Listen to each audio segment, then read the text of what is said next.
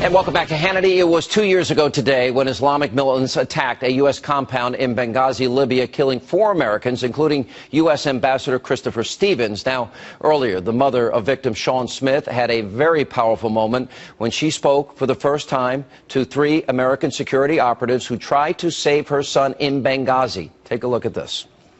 I wanted to thank them for everything they've done. I've tried to read the book. I can only get so far, but I'll read it. I love those guys, and anything they need, I will be more than, I'll sell my house if necessary for them, for what they've done. Please know that, and if you've gotten that far in the book, that your son said prayers when we found him, and so we did say our prayers over him. You guys are wonderful. Thank you. You're the son that I don't have anymore. Thank you. Now I've got three more. 3. Yeah. Please, I want to meet you all. I want to meet you all personally. I want to give you all a big kiss and a hug. Joining me now, 2 members of the Benghazi Annex Security Team. Chris Peranto is with us, and Mark Geist. They are the authors of the brand new book, 13 Hours, the inside account of what really happened in Benghazi. First of all, it's an amazing story of heroism, both you guys. Thanks, sir. You know, Thank you. When you both heard, I know you were about a mile away from the CIA annex. You were there. Yes, I was. Inside the annex, when you knew that you were on the same communications as the State Department. As the State Department. Yes. You knew they were under fire. Mm-hmm. First thing you did with your fellow operatives? All of us knew what you got dressed. Yes, we needed to do. We got what we call jocked up. We got our gear on, got the vehicle. There's other things into it. Getting our vehicle staged to ready to roll out the gate. 5 minutes. 5 minutes. 5 minutes. You were ready to roll out the door. Yes, we are. And you were told? I was told the exact words were wait. Okay. When I asked, and that was from our base chief, which we said before, and it's in the book. And you asked again? John Teagan, who was here with us this morning, he had to go home. Right. John Teagan, 10 minutes later, asked if we could go, and we needed to get down there. And you have to keep in mind, there's distress calls coming from the State Department. This is from your superior. This is from Bob, is who we call in our book. And actually, John was told, or Tig was given the word stand down. You need to wait. You need to wait. Stand down. You need to. He was given the word stand down. Yes. Now, that's a very different version of events than we've been told. Sure. We were told no stand down order was given. That's a lie. We were told to stand down. Now, you guys all decided on your own, in spite of what your superior told you, to go and fight. You just left. 10 minutes later after this, so about 25 minutes later, we finally left without the okay to go. We did it on our own accord. You told me earlier that the communications you heard were, if you guys don't get here soon, we're dead. Yes. That's what you were hearing, which caused you to disobey orders. Yes. Yeah. Which, by the way, in the military is not something that's done easily. Correct. It wasn't an easy decision. Repercussions to it, of course. And you knew that? Yes, of course. And you also knew that you were going into a gunfight.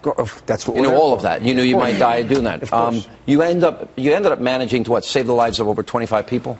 Yes. Yes. Yeah, which is an incredible story of heroism. Now, we were told that this was related to a YouTube video over and over again. Sure. And that this was a spontaneous demonstration. I never heard of a spontaneous demonstration where I just happened to have an RPG in my pocket, and that was my point. None of that was true, was it? We didn't. He can tell you a little bit better than I can. You know, I was out earlier in the evening, as we talked about earlier, and there was nothing out there that would indicate that there was going to be a protest. We were in the vicinity. That was your job. You were going around the vicinity and you were checking the perimeter. Well, I didn't check the perimeter of the consulate, but going on, me and a case officer were going to have dinner and meet some other people, and driving through the area, we're going to keep our eyes out and see what's available or what's happening in the area, and there was nothing that indicated that there was going to be a group of people massing. And John Teagan was the one that was with Roan that came back after doing a reconnaissance of a venue we're going to see the following day, that drove by the consulate within 200-300 meters and didn't see it. 8:45. Half hour before the attack. There was a 25-minute gap where you were told to stand down and you guys waited. Yes. And then you said you had enough, you couldn't take it anymore. And then you went in and you did save these people. Yes. But you both said, you said specifically on the record, that you really believe if you left when you wanted to leave and were prepared to leave, that lives would have been saved that were lost. And I've said that to whoever's asked me, whether it was through a testimony or on TV or during an interview. That's my story's never changed. Why are we only hearing from you now 2 years later? Go ahead, Mark. You know, we wanted to do this right. We wanted to make sure that the story was told, and the truthful story was told, and as much detail without any interference. And we wanted to make sure that it didn't endanger anybody else that's out there working. So when you heard the YouTube narrative, and the president repeated it, Sure. and the Secretary of State repeated it, and Susan Rice repeated it, and it was spontaneous, none of which is true. You guys have the answer. Yeah. What are you thinking? This is obviously, if these facts came out before the election, I think it could have had an impact on the election. What are you thinking when you're hearing that your government, our top officials, are lying to the American people?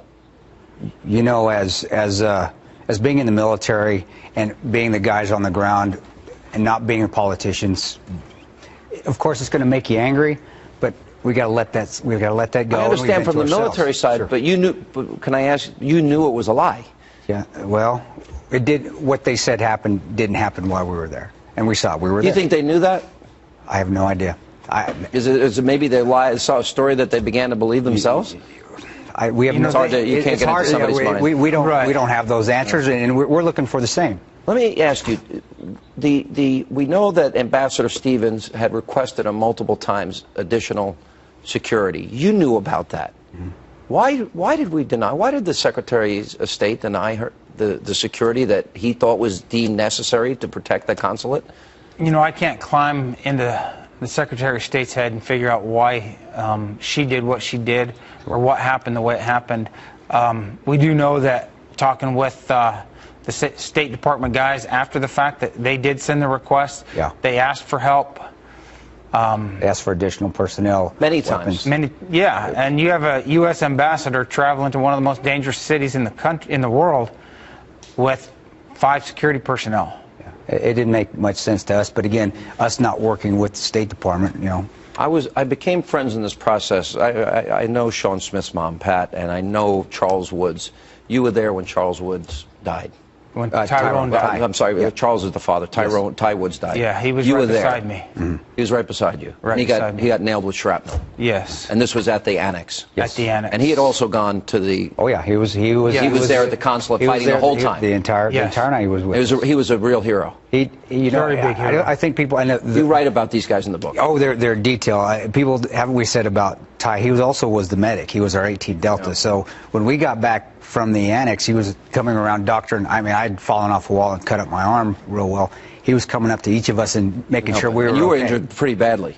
Yes, when he got killed. He says you look better now. He was making fun of you in agreement. I heard him. No. Yeah, he does. Listen, He you looks guys, better. you guys are heroes. I mean, what you all did that night is, frankly, that should have been the story to tell. That we had men that threw everything to the wind, went and saved lives. It's an amazing story of heroism. The book is fantastic. It's an honor to get to know you guys. It really is. It's an honor to be on your show. It's an honor Thank to you. be on your Appreciate show you and so let much. us tell the story. Thank you. Help for Appreciate getting it out.